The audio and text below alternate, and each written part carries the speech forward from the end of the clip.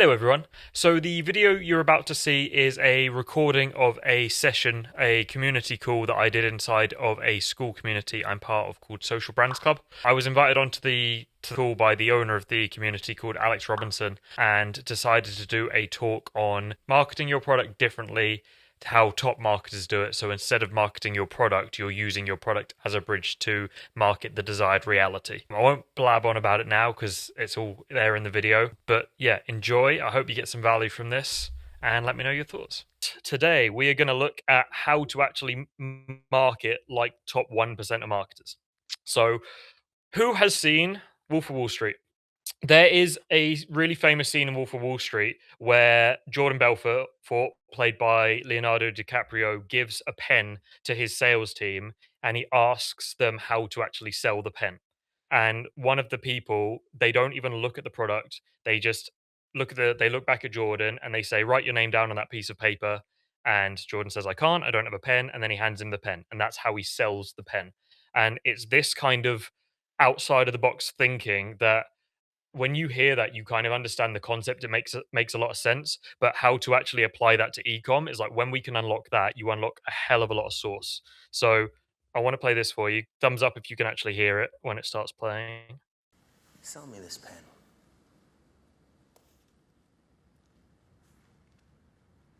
It's a amazing pen.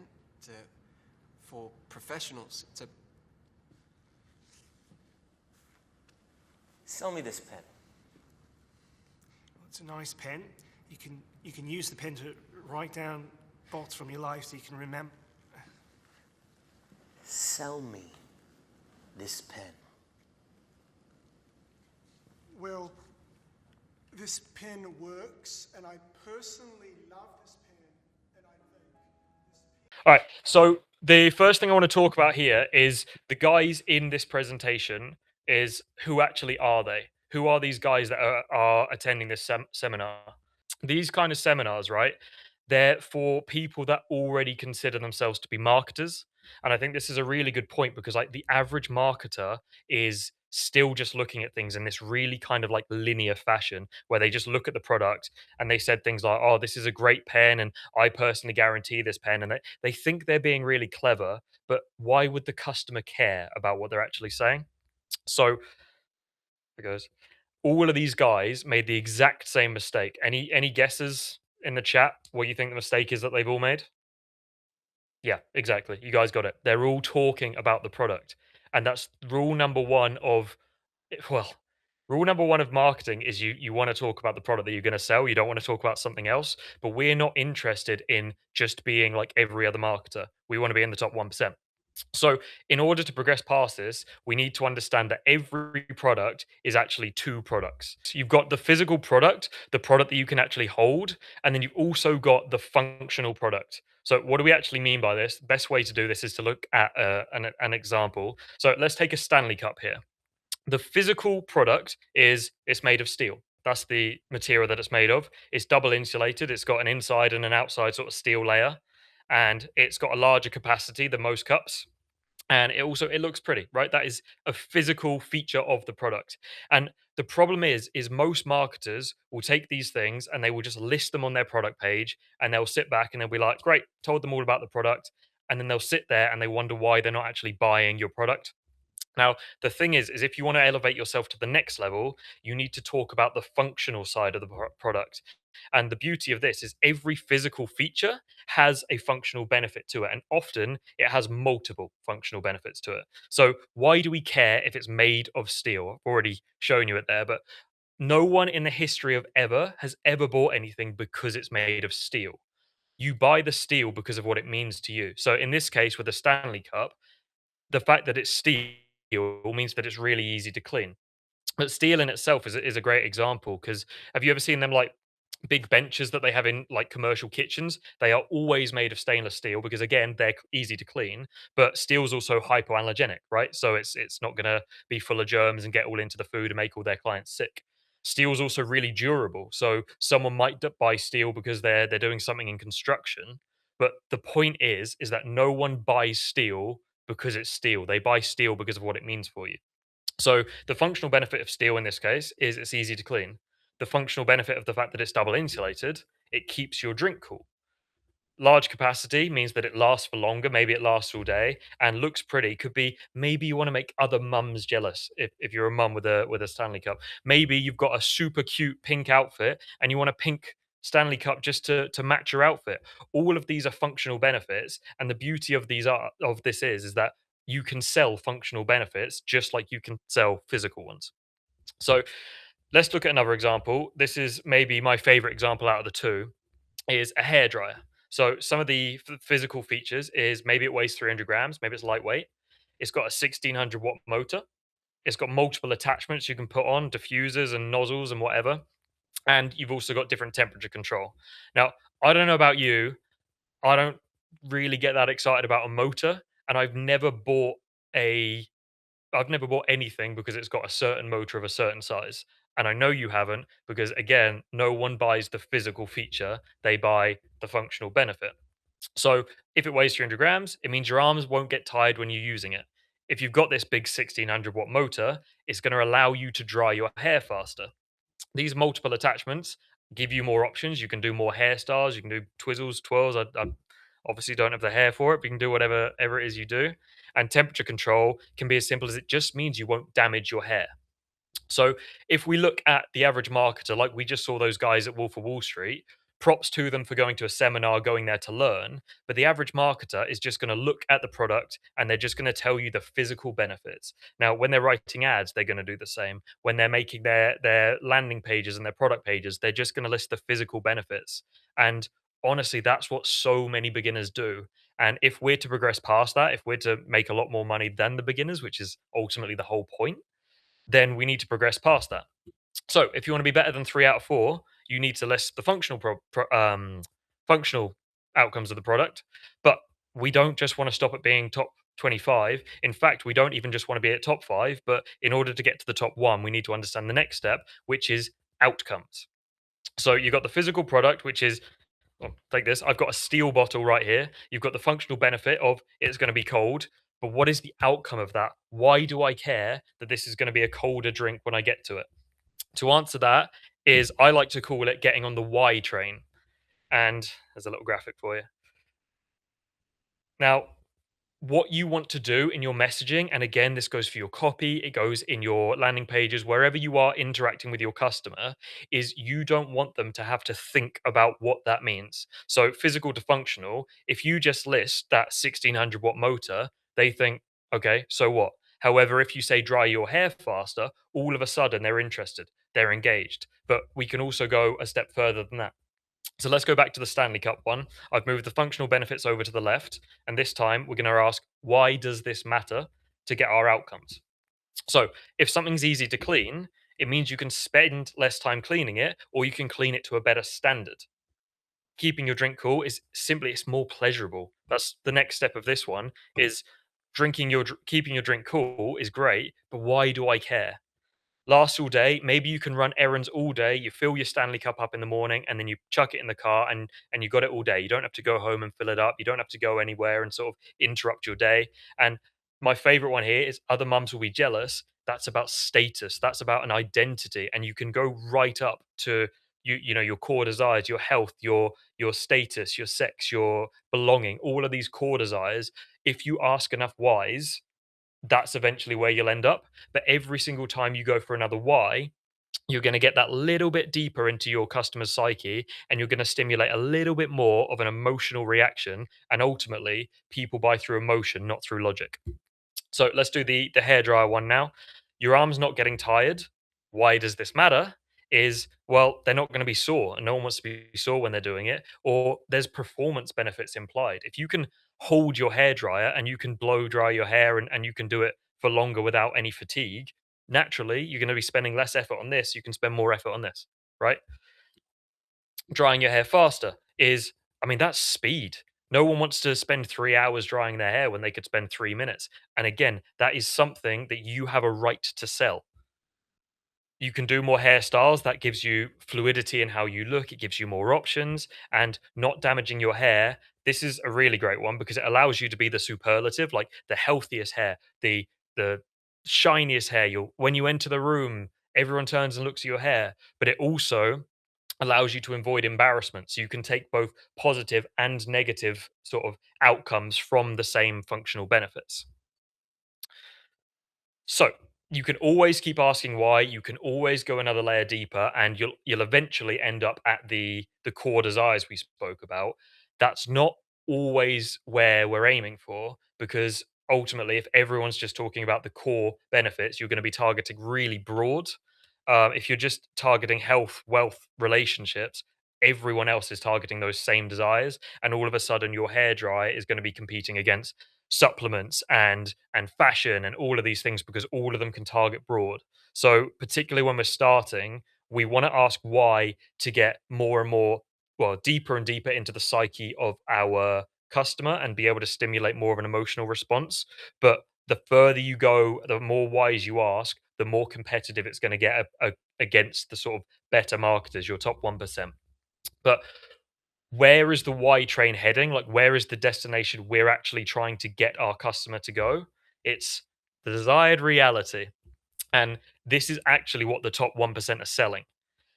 They are no longer selling the product. They are selling all of these outcomes, all of these benefits packaged all together really nicely. And here's the source, is the difference between the 99% of marketers and the top 1% of marketers.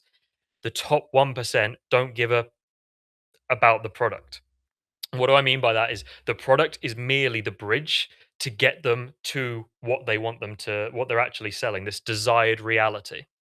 So on the left here, this is the experience reality. And obviously, this is a bit of a dramatization, making their experience reality seem really sort of bleak.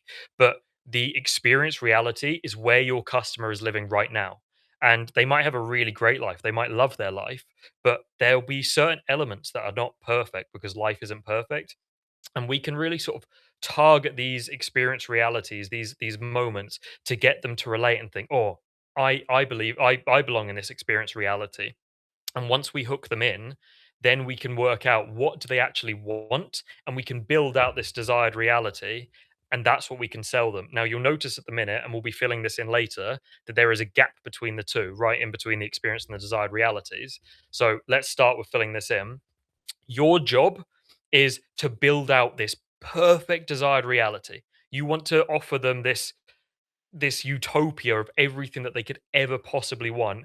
And if you've read Breakthrough Advertising by Eugene Schwartz, you'll be aware that the desired reality, he says it's your responsibility of a marketer not to ask them what they want, but to tell them what they want. You're meant to build out this perfect desired reality, and you're meant to make it palpable. You got to tell them what it smells like, what it tastes like. You've got to make it so believable that they can almost touch it through the screen as they're reading it, and you just got to make it a really desired reality.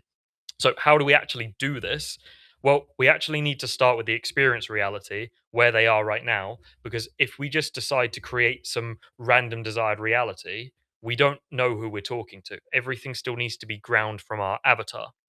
So when we build our avatar, once we know who we're talking to and why we're talking to them, the next step is to do some further deep research. Now, I don't care if you look on Reddit, I don't care if you're looking on Amazon reviews, Facebook posts, or even using Gemini deep research. What you are aiming for is exactly the same thing. Now, I will say there's a caveat of using Gemini Deep Research, in which it's brilliant at collecting a load of data and kind of synthesizing all of this stuff and giving you kind of, your list of like, this is what you need to know. But there is no substitute from just getting in the trenches and just spending an hour, 2 hours, 3 hours just going through Reddit and just reading stuff. Now, what are we actually looking for? Well, there's three things. Is we need to find out where our avatar is going to be on Reddit. So like if they're a parent, maybe they're on a parenting forum. If they're a young professional, maybe they're on some sort of, career ladder forum. Whatever it is, you need to find out where they hang out, and then you just need to spend time with them. What we're trying to find out first is, what does the world around them look like? If you can paint this really vivid kind of, when they wake up and they get out of bed on a Tuesday morning, if you can paint the picture of what that looks like for them, they're going to see themselves in your story. They're going to have that first yes moment. They're going to identify with your ad or even with your landing page, and then you'll be able to take them on this journey. So this does relate a little bit to sort of your click-through rates and your CPMs in terms of hooking in the right person.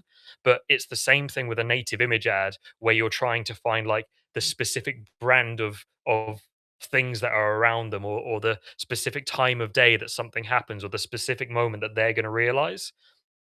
What we're looking for in this mundane Tuesday morning is literally, let's use the parent example. If your parent is parent with young toddlers, maybe you can talk about like a little box of tiny shoes by the door, or maybe you've got an avatar that's like a really messy parent, same thing but a different sub avatar. Maybe they've got shoes all over the floor. And naturally, as you target different avatars and you test different things with your ads, this will all change. But the idea is to figure out what world are they already in, and you just go through Reddit and you just see what they're talking about. And every time you find something, just jot it down, just put it on there. If they talk about, I don't know, having a morning cup of coffee and they always have a cappuccino, include that in your ad. And if you can find 2 or 3 instances of it, 100% you need to include that, because if there's 2 or 3 people with it, there are millions of people that relate to it. So that's number 1. Number 2 is that exact moment that experience reality kind of breaks apart. They go from just the world that they're living in to this big problem. So let's go to the young professional, for example. Let's say you're a young professional female, and you have, or let's use the hairdryer. You're a young professional female and you've come out of the shower and you're doing your hair and your makeup, etc. And you've taken so long to get ready that now you've left 15 minutes late, and now you're going to be late to work, right? So there's the problem. And you want to start with this beautiful world that they understand. And then you want to find the moment at which it breaks apart. And again, you find this all through the verbatim. And then this is the kicker that's going to take you from like a top 5% to a top 1% marketer, is we need to expand on this. We need to make that tiny little problem of it took them a long time to dry their hair. And we need to kind of like increase the blast radius of when this problem kind of detonates. So it's taken them too long to dry their hair, which means they're 15 minutes late leaving for work, which means they hit rush hour traffic, which means they're now an extra 45 minutes late for work. So they turn up to work and now they're really flustered, and they had a presentation and it went really wrong, and then their boss that was considering them for a promotion promotes someone else, and now that seemingly small, oh my god, I wasn't able to clean my hair in a good period of time moment becomes, I just lost a promotion. And we can twist the knife and expand these things in different dimensions. So that's a professional expansion of collateral damage. But let's say, for example, the same woman she's going on a date with her crush or with her boyfriend or whatever, and she turns up and she's a bit flustered. So then she's not herself, she's not relaxed, and therefore she gets a little bit irked with her boyfriend, and then they have an argument, and maybe they have to spend some time apart. And you see where I'm going with this, is you can take that little moment at which seemingly a small problem of, oh, it took me an extra 5 minutes to dry my hair, becomes, I've just broken up with my boyfriend, or I've just lost my job, because you've expanded and expanded and just created this huge blast radius around this tiny little problem. So in essence, you're looking for the before, the mundane morning, the during, when the problem arises, and then the after is like, how big can we expand this problem to make them really motivated to want to solve it? And from this actually gives us the map to build out the desired reality. And this is the beauty of this, is we get to build the product that we want to sell to them. And this will become really important later. But when you build your desired reality, you're going to build it in two phases. The first one is the unlock moment. And that is a case of going back to that point at which the problem arises, and you substitute that horrible moment and the collateral damage that came from it.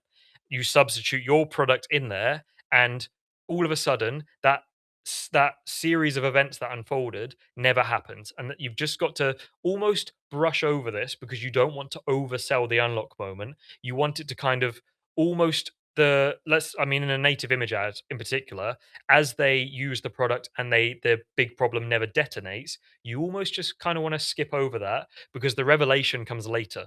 You want them to solve the problem, but you don't want to do this whole song and dance about, oh my God, now everything's better. You want to allow your customer to come to that conclusion naturally. And we do that by a thing that I call the ripple effect. So this is a thing that sort of I've built on and expanded from Schwartz's work and sort of coined this term, but it's just an analogy that I like to use to kind of explain it. Is when you see a drop fall into the water, you see like a small ring that comes out, and then you see another and another and another and another.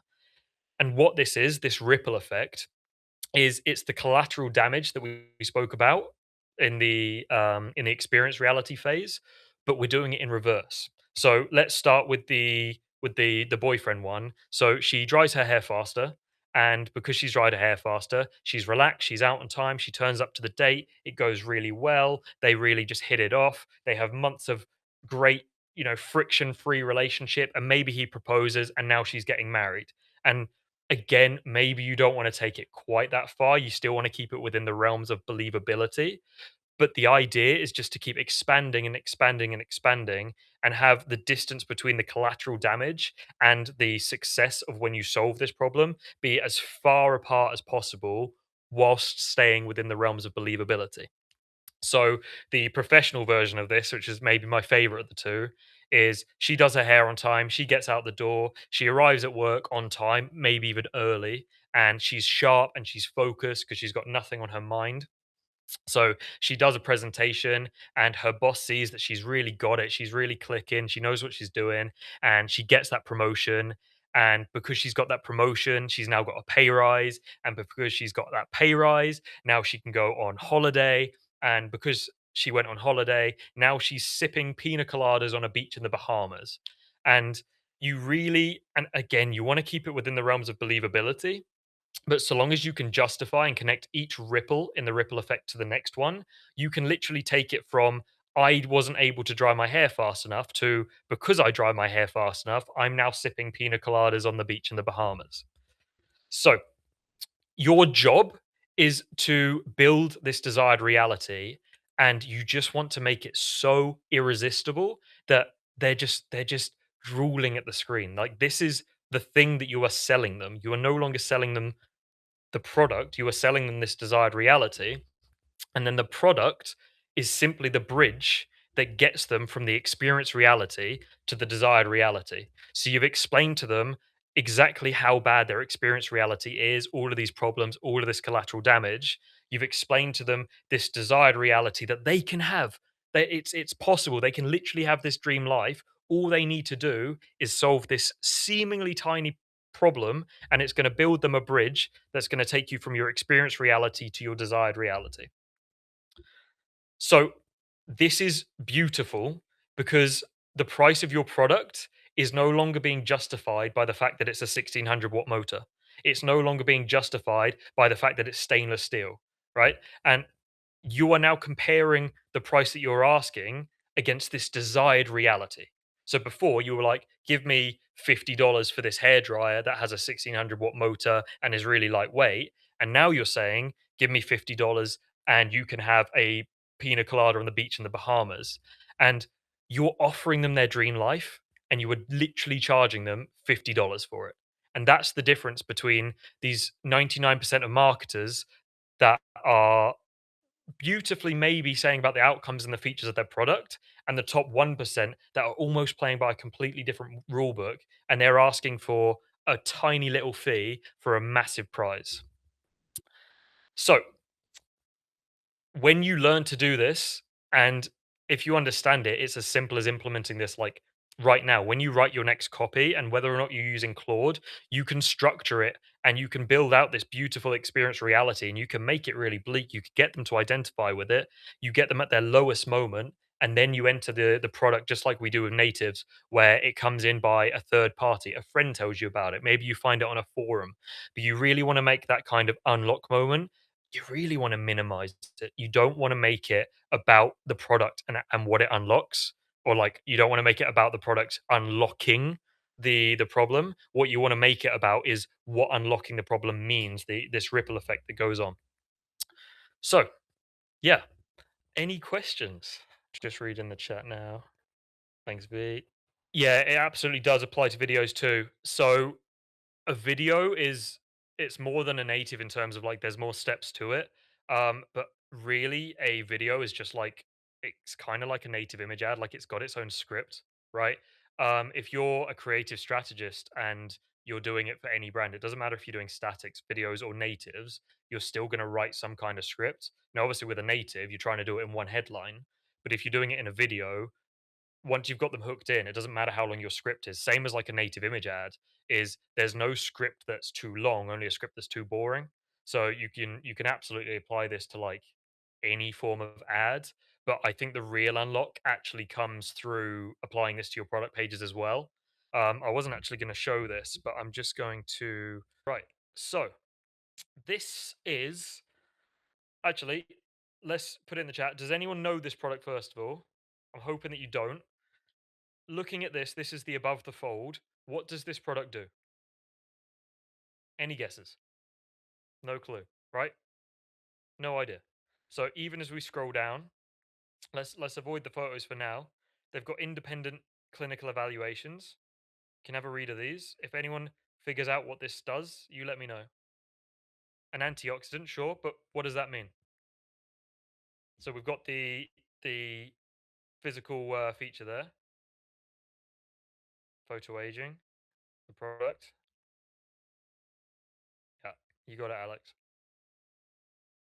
So yeah, it's a supplement, but like, what is it? You still don't know. And this is the step before even like when you look at the pen is they've just put there up. They've said it's non-GMO, it's gluten free, and it's lab tested, but we don't even know what it is, right? This is the same product, like literally exactly the same product, and right here they've listed the what? What are these? That's it, Scott. These are the features, right? So even this is a huge jump up from this. I can't imagine this would convert anyone, but even this, at least we now know what this product does. When you're doing your product pages, oh, I can pin myself. There you go. When you are writing your product pages, you can't just go in with this desired reality. That's really a job of your copy. And again, it doesn't matter if it's natives or videos or whatever. But when you are writing your product page, is no one's going to buy the 1600-watt motor. Like if you're going to take one thing out of this video is no one is going to buy a 1600-watt motor. They're going to buy fine. They're going to buy the feature of faster hair drying, but keep asking why and then just list them. That's all you need to do. So ad copy is desire reality, product page is outcome. So yeah, yeah, if you're gonna put it in one comment, sum it up. Yeah, ad copy is where you can build out the desired reality, and product page is your outcome. But to go like a step further than that is remember your product page could also be a landing page, and this is where your advertorials come in, your listicles, or even like a hybrid product page, which I'm a big fan of, where you kind of they land on a landing page thinking that they're just kind of reading more, and then integrated at the bottom of the page is like the product information where they can buy the product. It's like a product page in reverse. If you haven't tested these, highly recommend doing them. But the point is yes, the ad copy is probably going to be the desired reality, but you want to work up towards desired reality, but you earn that right through contact time with your customer. So like you can't just like put your desired reality in a static because they have to ingest that in like 1 second. But if you've got them to read all the way through this native image ad and you've kept them hooked in it, you've kind of earned the right to kind of build this.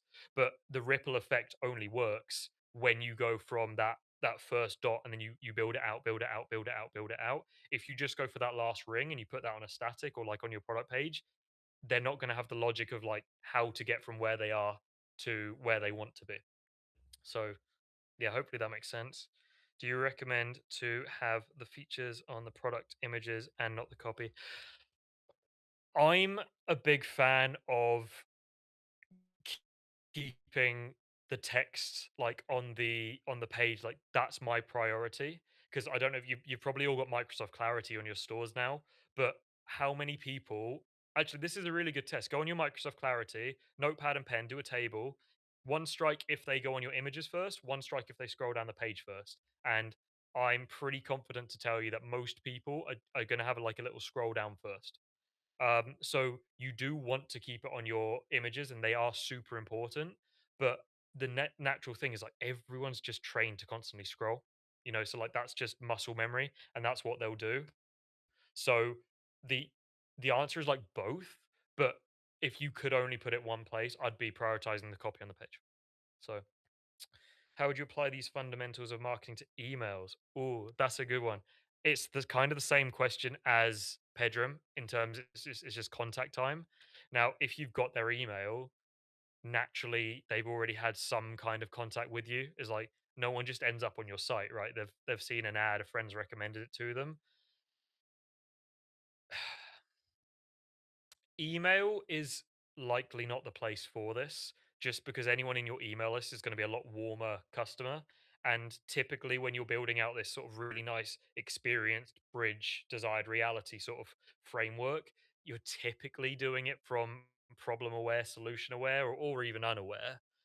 When you've already got them pretty warmed up and they're pretty far down like your funnel, they're bottom of funnel, you don't need to bore them again with the same stuff they've already told them, already heard. You just need to get them over the line. So most people on your email mailing list are actually in your most aware audience, and they're just requiring like a reason to buy right now. So typically your emails are actually just like new product or like new sale or have this coupon, or like it's just getting people over that line. um Now that's obviously more for a product if you've got like a one time or like a couple time purchase. If you've got like a whole range of things that you want to sell, like if you've got a new product, then sure, write an email and treat it somewhat like a native image ad, I suppose. If they're on your mailing list, there's a chance that they're gonna just like have a boost to wanting to read your stuff just because they've already engaged in it. They're not as cold as like traffic on Facebook. But sorry, I lost my train of thought there. Um, and they're not as cold as your traffic on Facebook, but equally is like, when was the last time you read anything really long in like an email? So yeah, it works, but typically it's like more bottom of funnel stuff. So yeah, hopefully that makes sense. Could you explain the unlock moment ripple effect quick again? Yeah, so the unlock moment ripple effect is like this is your desired reality. And as we said at the beginning, you can't just like build out a desired reality from nothing. You need to design it, but you don't want to make it up. And I hope you know what I mean by that is you don't just want to pluck it out of thin air. You still want to have it sort of grounded in something. And with the collateral damage section, which is like the inverse of that, you're going to take sort of real verbatim that you found on Reddit and expand on it. But when you get to the desired reality section, there is no verbatim to base it off for building out this desired reality. So you build it off the verbatim that you had previously, which is all linked to your experience reality. So this unlock moment is it's the moment at which it's the fork in the road. They've got the same experience reality, and if they don't have your product, they're going off to collateral damage. And if they do have your product, then they're going off to desired reality. So, in order for them to sort of really feel the difference, and again, we sort of spoke about the distance between the two, you have to tell them all about the collateral damage and like how bad it is, and then you're basically going to loop back to that first bit in the story again. And again, with natives, you're going to have like some third party, some reluctant reason of why they found your product. And then you're just going to insert it into the story. And that unlock moment, it's really just going to be like oh, wow, I like, let's stay with the hairdryer. I dried my hair and it took me 5 minutes rather than 15. And that's not your big eureka moment. That's not where the fireworks come out. You kind of just want them to understand like that there is a fundamental difference here, and that allows you to then, instead of go down this path, you can go off your desired reality path. And that unlock moment is the first drop in the ripple effect, and then you just build out these rings. And there's lots of different desired realities that you can build, but whatever your collateral damage was at the beginning, you want your ripple effect to kind of have an answer for everything that was bad in your collateral damage. So if you decide that your collateral damage is going to be all about their relationship with their partner, your ripple effect needs to be about repairing or having a better relationship with that partner. If it's about like their professional life, your ripple effect should be about their professional life as well. But you're not just restricted to relationships and professionalism. Like you can also have social life, for example. So again in this case, like maybe they missed the meetup and their friends are low key annoyed at them because they've already, they're a few mimosas deep at brunch and now she's playing catch up. And like what you decide to invent is like that's your creativity. You're allowed to expand on that, but you've got to keep it grounded because if you don't have it relating to something and you just go off on this tangent, then it loses its believability. And all of a sudden, all that work you've done in getting the avatar to kind of feel like, yes, this is about me. If you're speaking about like their problems with their professional life, and then all of a sudden they're dating a model from Milan and their hair's so nice that Vogue magazine found them in the street and now they've got 20 million Instagram followers. Is like they're going to think what am I reading here? There's no continuity, there's no cohesion between the story. So it's really about developing the experienced reality, using that unlock moment just to change the track and get onto the desired reality, and then just expanding from it, building it out, but always keeping it grounded in where you were before. And the real thing that you need to focus on is keeping it believable.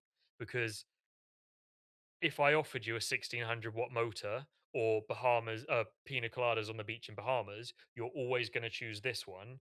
But if you don't understand the journey of how you got to the pina coladas on the beach, then you're not going to believe that that is in your future, that that is something that you can obtain if only you solve this seemingly tiny problem that is stopping you from having pina coladas on the beach in the Bahamas.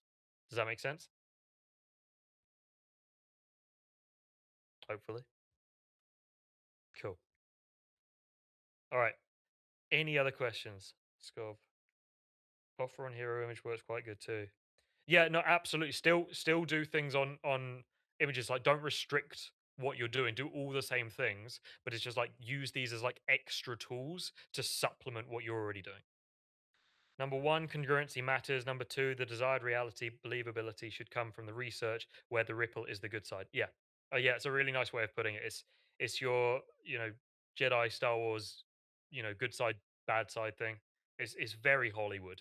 It's like is you literally you just want to develop this really dystopian reality and then this really utopian reality and let them know that they can have this incredible prize if they just solve this tiny little problem. And then that's why people are not as price sensitive as you think they are. What a lot of people do is when they have a low conversion rate, is they think, "Oh, I'll just knock 5 quid off it, quid, $5 off it, $10 off it, or whatever," thinking that that's the unlock. But people will pay ridiculous sums of money for what they want. If you're not converting, it's probably not because of your price. It's probably because the product, like they're just not interested in your product.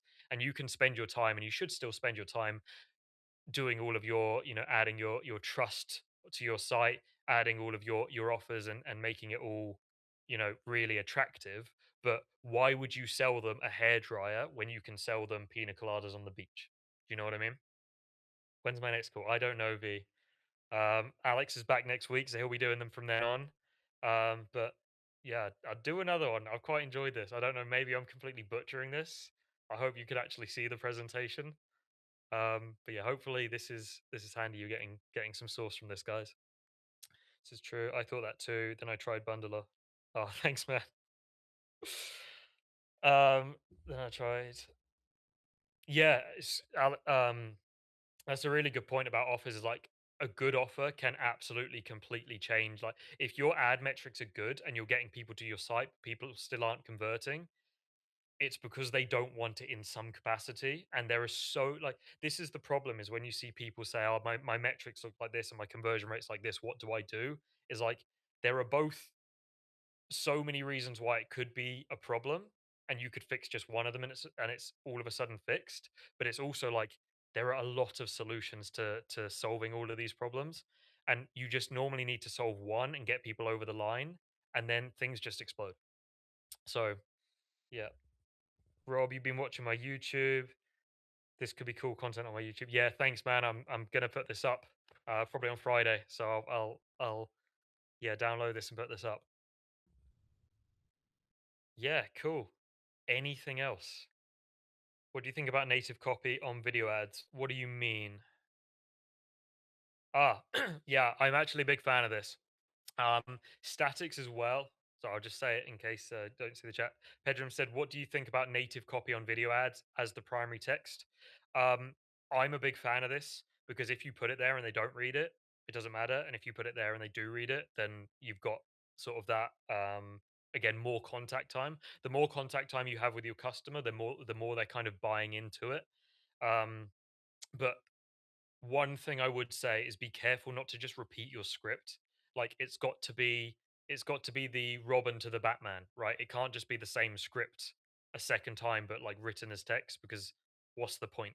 Same thing about when people talk about like advertorials about what they do on their next steps is the worst thing you can do is have a native image ad that's absolutely banging, send it to an advertorial and just repeat the story because like they're going to click off and you've done all the hard work. They were probably ready to buy or at least consider your offer, and then you've bored them and they've left. Know what I mean? How congruent would you be with the video and text? Yeah, hopefully that answers that. How do you differentiate yourself when a competitor does super aggressive natives, the type to get them banned? How do you compete? Really? You don't? Um, you see a lot of people that do things that they know are wrong and they're thinking, well, I haven't been banned yet. Particularly like with the recent ad account ban, you probably saw like a whole wave of ad accounts got banned. The problem is like when you get an account ban, it screws you for the future. Whereas if you keep a perfectly clean record, like let's say your ad account gets banned and you've got your business manager attached to it, they're going to know that there's a link between them. So even if you start another ad account, it's just going to make you more vulnerable to the future. So if your competitors are doing things that could risk them getting banned, yes, they might have some short-term success, but the other thing I'd say is like there is so much money out there and there are brands doing so much money. Like there are some of the brands that I've been speaking to, they're spending 100K a day in their ad spend. So when we're being there and we're like, oh my budget only spent 70 of my $100 and you're worrying about the metrics that come out, is like Meta doesn't even see you as a competitor to anyone. And the whole point of natives and the whole point of getting really niche on your sub avatar is if you want to compete with these bigger brands, you need to have not just the budget to compete with them, but like the account score because they are going to get cheaper CPMs and in the same bid, they are going to get the customer over you just because Meta values them more than you. So the way that we get past this and the way that native image ads work so well, and the reason that we try and get really specific in our messaging with sub avatars as like we're starting is because we want to just eat our little bit of the market and allow the whales to fight to themselves. Sure, you'll eventually get to a point where you need to broaden your market, broaden your avatars, and sort of go for more generalized desires, like we spoke about, like the health and the wealth and the relationships. But you need to earn that right. So what I would say is don't worry about what your competitors are doing. Definitely, there's no reason to be using the same avatars as them because your weapon when you're small is always going to be out avataring your competition. Always. The reason why Alex was so successful with his first Helloven brand with the U-shaped toothbrush thing wasn't because I mean that product was 20 years old, right? And he found an entire new subsection of the market, parents with teenagers with braces that were struggling to clean them, and no one was attacking them. And he got to 5K a day like off the bat. And this is the thing is like if your competition are doing something at this stage, you are not worried about your competition pretty much in any regard because you're not fighting for market share. You know, you don't even have 0.001 of the market. So why are you worried about what anyone else is doing? You can carve out a tasty little chunk for yourself and make happily seven figures without needing to worry about your competition. If you just want to make 100K a month, you only need one core avatar and sure bolt some different dimensions onto them, you know, like the U-shaped toothbrush. Maybe there's a parent with a teenager who has braces and struggles to clean their teeth, and then there's another one with braces that already cleans their teeth really well, and you can write slightly different angles to them, and you just kind of want to develop from what is working. When you're launching your ads, it's not about getting straight in and finding your avatar and doubling down on them necessarily. If we can, that's great. And when we see people that have launched a product and they're like, week one, and I'm already doing like a 5 ROAS, they've found their avatar off the bat, and that's great. And they deserve that. But for most people, the first part of running ads is actually just reading the data and trying to see which avatars are responding best to your message. And this is particularly why you'll lose a lot of money at the beginning and why it doesn't matter what your competition are doing, because you're not trying to find those avatars that they're targeting. You're trying to find brand new avatars, throw some money at them and see if anyone bites. If they bite, double down on the angle. Go for week two, write three different pieces of copy, all to that same avatar and that same angle, written from three different personas. Write them from, to try the experience and desired reality thing. Try a really short, just focus on how bad things are. Try two different desired realities. Go professional, go personal. Try whatever. But your advantage whilst you're small is how fast you can iterate and how fast you can move. And you want to be finding the avatars that people aren't finding. So whatever your competition are doing at this stage, to a point, they're kind of not your competition, if you know what I mean. So thank you, Scott. Appreciate that. Report them, Emil. Yeah, it's just going to take your energy trying to report them. You know, there's people out there that are going to spend a lot of their day looking what everyone else is doing and then realize what, like, wondering why they're not getting results. Your time is better spent learning your fundamentals, becoming a better marketer, and just not caring what other people are doing. Because when you're talking about just making it to your first 100K a month, it's such a small amount of money compared to what is out there. And it's so easy to get to if you dial in your fundamentals, and nobody else, no other brand is going to stop you getting there. The only thing that's going to stop you getting there is your own level of skill. So if you haven't read Breakthrough Advertising by Eugene Schwartz, if you're the sort of person that's just read like a breakdown, you think you get it. Honestly, my advice to anyone is stop what you're doing and read that book, because it will completely level you up as a marketer. You will look at things completely differently, and that's going to give you a competitive advantage against your competition, to the point that, like, whatever they're doing, it's not going to matter because you're just going to blow past them. So yeah. How would you know if your competitor has not tested an avatar versus has seen it, tested it, and abandoned it? In that position where no competitor is tested, as far as I've seen, an avatar, but I don't know if it's because the avatar is doo doo. You just got to test. Like the answer, like whenever you see comments in the community, almost always the answer is like you've just got to test it. One thing I would say is, like, if your strategy is reliant on looking at your competitors, seeing what avatars they've already found that are working and just doing the same thing, that's not just a bad idea, because now you're competing head to head with someone that's probably got a better account score and more momentum than you. But I don't know if you guys know this, but there are loads of brands that run, they call them dollar a day campaigns, and they run ads that just lose money. They convert nothing, and they write, they make these ads written to specific avatars and specific angles, and they'll probably be their longest running ads. And you see it, and you're like, God, they've been running this ad for like over a year. This must be really cooking for them. But the problem is, it was never cooking for them. They've just spent $1 a day to throw you off the scent, and now you've wasted a week, 2 weeks researching an avatar that they have already tested and they already know is doo doo, as you said. So I'd really encourage you just to kind of look past all the noise and just focus on yourself. Because, like, let's say if you're just trying to get to a grand a day, you have no competition other than yourself. And whatever your level of marketing is now, that's how much money you are making today. It's that simple. If you're not at a grand a day, it's not because you don't have a winning product. It's not because you don't have a winning avatar. Those things will come when you understand how to build those things out. So I'd always recommend reading Breakthrough Advertising. It is the best book I have ever read. I've now read it twice. I recommend it to everyone, but just focus on yourself. Don't focus on what other people are doing.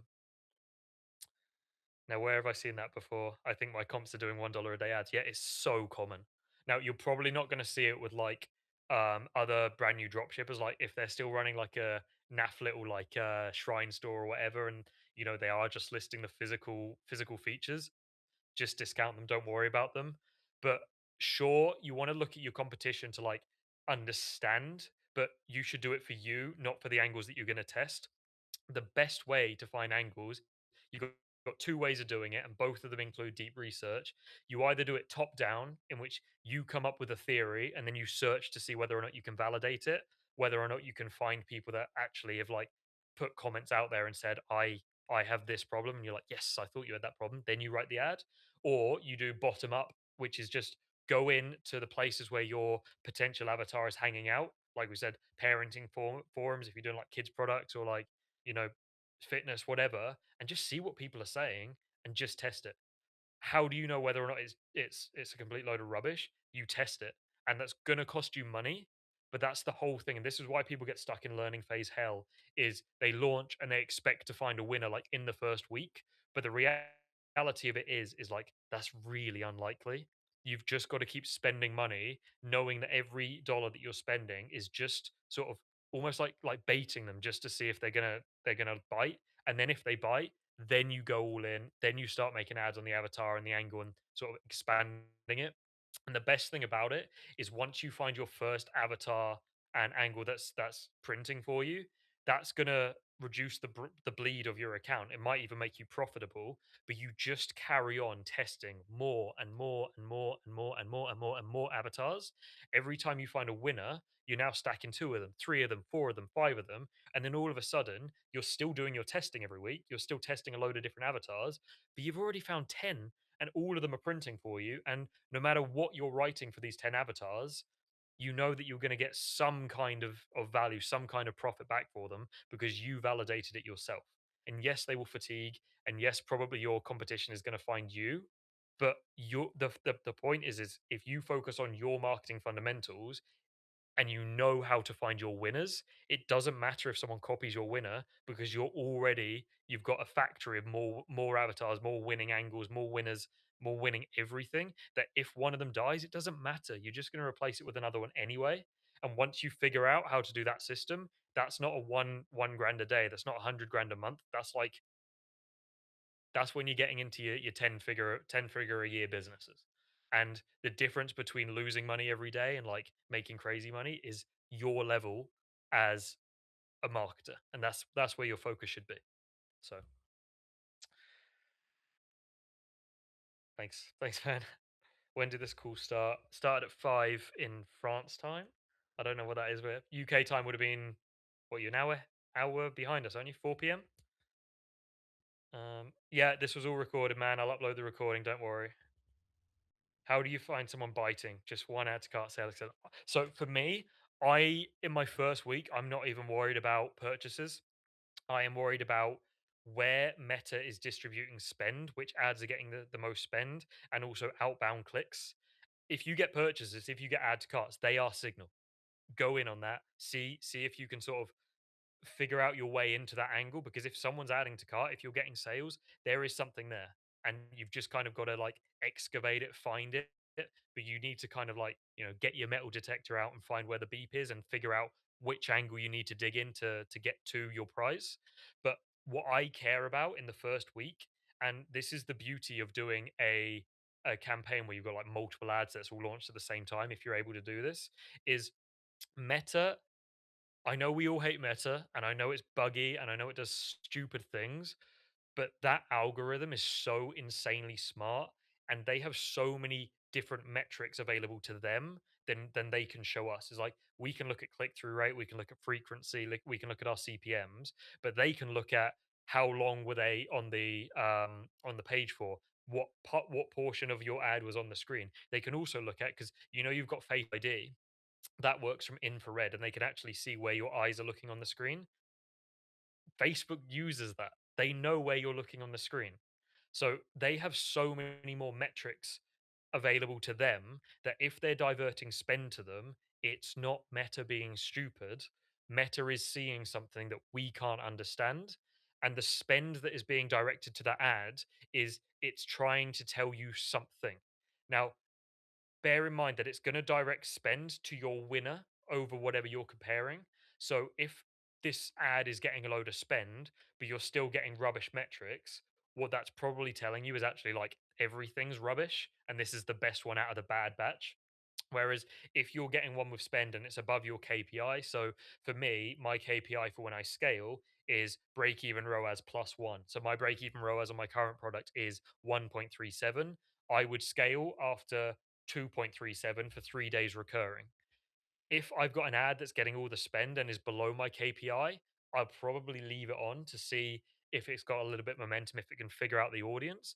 If it's getting spend and it's below even break even, like after a week, and I will say I prefer to work in 7 day windows than 3 day windows, then I would be cutting it and moving on and testing different angles.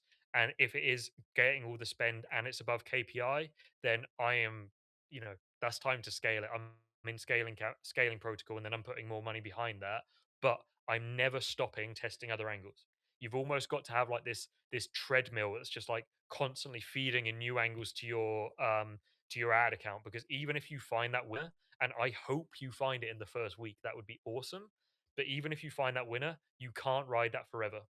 And you see a lot of people that they find their winner and they understand how to scale that winner. They put more money behind it. Maybe they're doing variations on that exact thing. They're putting in different images, different hooks, etc. And they scale for 1 week, 2 weeks, 3 weeks, and then it comes crashing down, and then they can't do it again. It's because they stopped testing. And even when you find a winner, yes, that's what we're going for, and we love winners. That's what we're after. But don't get so caught up on like, don't I haven't you haven't found it, you're not there, you haven't like, okay, great, now I'm a millionaire. It's just like you've just found one. And if you can put all of your time and effort into understanding the system of how to find them, then that is way more valuable than having the winning avatar. If someone came to you and said, I can give you the roadmap that will teach you how to win, of how to find winning avatars, or I will give you one, two, three winning avatars right now, you should always choose the system. It's the same thing as that proverb that's like, if you give a man a fish, he'll eat for a day, whereas if you teach a man to fish, he'll eat for a lifetime, right?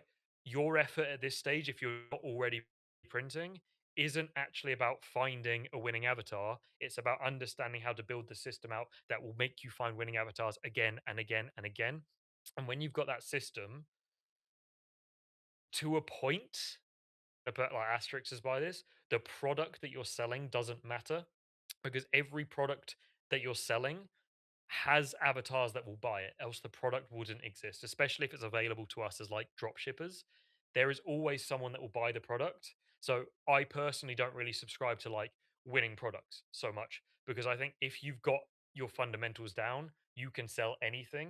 And there is a very big difference between someone that is like, they've found their winning avatar, they've made a load of money, and they're doing really well, versus someone that can do that again and again and again. And you can give them any product and they've got the system and they can just do it. It doesn't matter what you give them, they can print every time. And sure, some products are easier to scale than others, but when you keep sort of going through product and product and product way too quickly, you're disadvantaging yourself. You're not going through the hardship and the ability to test yourself as to whether or not you can use your skills to find these avatars, because they are out there. You've just got to find them. And when you do find one, you need to reverse engineer the hell out of how you did it, and then see, test doing. When you reverse engineer it, you'll have a theory of, I think this is what I did. Test that theory and see if you can come up with another one. And this ultimately all comes down to hit rate. The average sort of drop shipper in e-com, someone that's making money, their hit rate will be about 1 in 10. So like 10% of the ads they put out there are going to be profitable or at least above break even. A really good marketer will be closer to 50%, but the average marketer, or particularly beginners, your hit rate is probably like 1 or 2%, and that's okay and it's completely normal. But you've basically got two ways of getting out of that phase. Is one, you can work on increasing your hit rate, and to do that you have to work on becoming a better marketer yourself, or you can try and out test your hit rate. And I can guarantee, if your hit rate is 1% and you test 100 ads, mathematically you are going to find a winner. But if you spend all your time and effort on leveling up your own marketing skills and you got your hit rate to 10% and then you did it, then mathematically you only need to launch 10 ads. And the real beauty of this is when you then find that one winner, it's only going to take you another 10 ads to find it rather than another 100 ads to find it. That's like a mathematical example. It's obviously like not that in the real world, but the point I'm making is like it's your responsibility to level up yourself and your skills. It's to go out there, consume stuff like the SBC course, read as many books as you can. And I'll be the first person to say, is like, I hate reading. I've never enjoyed reading. I've read Breakthrough Advertising twice, and I've read so many marketing books now. And I still don't enjoy the reading aspect of it, but the information you get from a book is better than any other form of media because there is nowhere to hide in a book. With a video, like the ones you see on YouTube that like really draw you in and get you excited, they've got really exciting topics and they're not really telling you all the detail, but they've got loads of fancy animations and all of these things. But if you're going to spend 10 hours, 20 hours, however slow or fast you reading a book, that author has nowhere to hide, and so it has to be full of source, else you probably would have never heard about the book because no one would have recommended it. So yeah, so it's 10 past 6 my time now, been on here for just over an hour, so I think that's probably a good time to wrap up. So I just wanted to thank everyone for coming on the call. I hope you got some kind of value from this. Thank you, Rob. um yeah, thank you, really appreciate that. I will get the call all exported and I'll upload that now, so if you missed the beginning, then that will be soon. Pedram's unlocked the Easter egg emojis. I see you. Can I ask you a question real quick? Push can go for it. So I just want to make sure it's probably like a easy question, but so like I'm not turning off. Say I do find a winning avatar, I'm not shutting any ads off. I'm just upping the price on the ads. What, as in when you find your winner? If I do, yeah. If you do, The, yeah, I mean the main takeaway I want you to take from this, because that like going into the specifics of like media buying strategy would like that's going to take us like hours to go through anyway. What I want you to take away is like when you find your winner, you don't stop testing other avatars. And if you've got a winner, your winner will continue to print. And you should still be directing some of your money towards doing iterations, like everything you learn in SBC, doing new hooks, doing new images, trying different copy, do all of that still. But the point I'm making is don't stop testing other avatars because you will need to find more to replace this one when it eventually does fatigue. But that's also, even if that never fatigued, you would be restricted to how much, like one ad can only bring in a few grand a day. Whereas if you've got 20 winning ads, you can do the maths of how much money you can make. Does that make sense?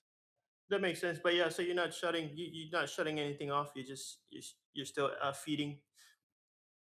Yeah, always feeding. The one little bit of source I'll say is like Meta itself recommends not having any more than 5 ads in an ad set, and Mm. so long as you conform to that, the the formula for how many ad sets you should be running is your daily spend divided by your CPA, your cost per acquisition, your target CPA. So let's say your daily budget's $100 and your target CPA is $20.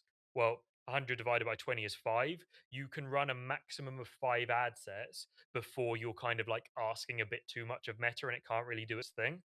So in an ideal world, you'd almost like never turn anything off because Meta might have just not found the pocket for that avatar yet. But because you're going to be bleeding, you'd rather have something in your ad account that is going to, have more of a chance of going bang and printing. And because you've got like a limited amount of space, anything that's below your API after 7 days, I would be looking at what if you've got third party analytics, I'd be testing if you've got any assists on those if they're prospecting ads rather than converting ads. But just to keep it simple, if it's under KPI after like a week, I would be turning it off and replacing it with another ad, not because I don't necessarily believe in the one that's below KPI, but because I believe in testing a new one and giving a new sort of player a chance to show you if they can perform. Does that make sense? Cool, cool. Yeah, yeah, that makes sense. For like those of us that like are not super rich, but like, so do most people utilize like credit, business credit? Yeah, again, that's a whole nother conversation. What I'll do is I'll send you a DM because Alex has actually done like a training on using credit and that. So I'll send you that. Watch Alex's training on that.